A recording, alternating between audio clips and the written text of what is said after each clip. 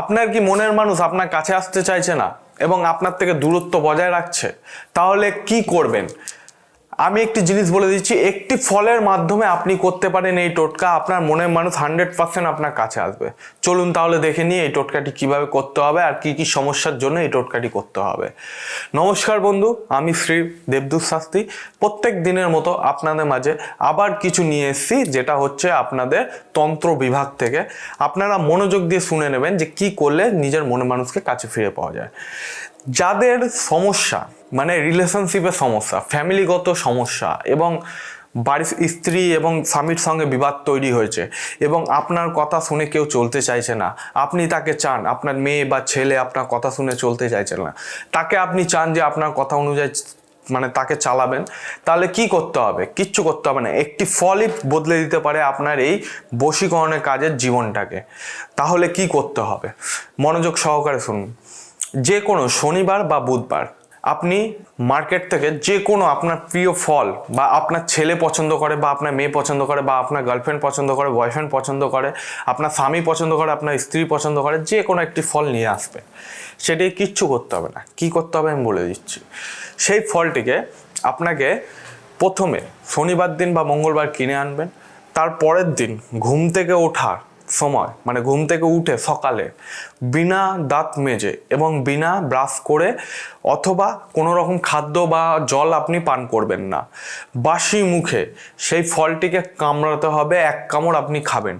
খেয়ে সেই ফলটির উপর নাম বলবেন, যাকে আপনি বশীভূত করতে চান সেই ব্যক্তির নাম 111 বার বলবেন। বলবার পর সেই ফলটিকে আপনি সেই দিন আপনি কি করবেন, যে কোনো একটা শুদ্ধ জায়গায় রাখবেন, ঠিক আছে, যেখানে কোনো নোংরা নেই। সেই ফলটিকে আপনি দিনের দিন কেটে ছোট ছোট করে আপনার যাদেরকে আপনি বশীকরণ করতে চান তাদেরকে আপনি খাইয়ে দিতে পারেন, অথবা সেই ফলটিকে আপনি লাল কাপড়ে বেঁধে আপনি যে কোনো যে কোনো গাছের নিচে আপনি রেখে আসতে পারেন। শুধু কাঁটাযুক্ত গাছ না হলেই হলো, ঠিক আছে? যেমন আম গাছ, বট, অশ্বত্থ, এইসব গাছের নিচে আপনাকে রেখে আসতে হবে। কাঁটাযুক্ত গাছ না হলেই হলো।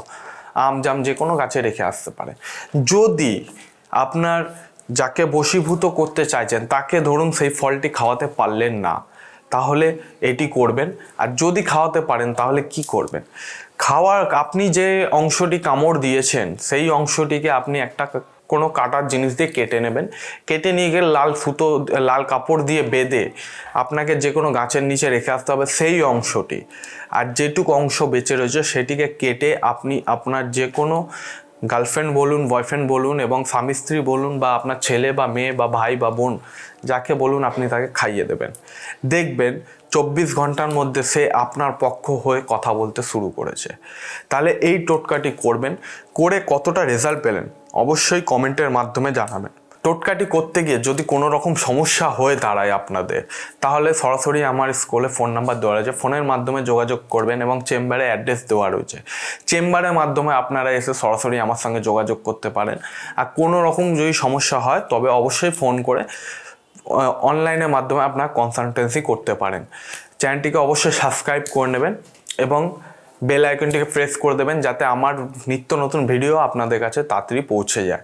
তাহলে অনুষ্ঠানটি কেমন লাগলো কমেন্টের মাধ্যমে অবশ্যই জানাবেন এবং ফ্যামিলি মাঝখানে সেটিকে শেয়ার করবেন, যাদের সমস্যা আছে তারা যাতে এই সমস্যার থেকে সমাধান পায়। আজকের অনুষ্ঠান এই পর্যন্ত দর্শকবৃন্দরা। পরবর্তী অনুষ্ঠানে আপনাদের মাঝখানে আবার নতুনভাবে আমার উদ্ভব এবং দেখা হবে। জয় শ্রী মহাকাল।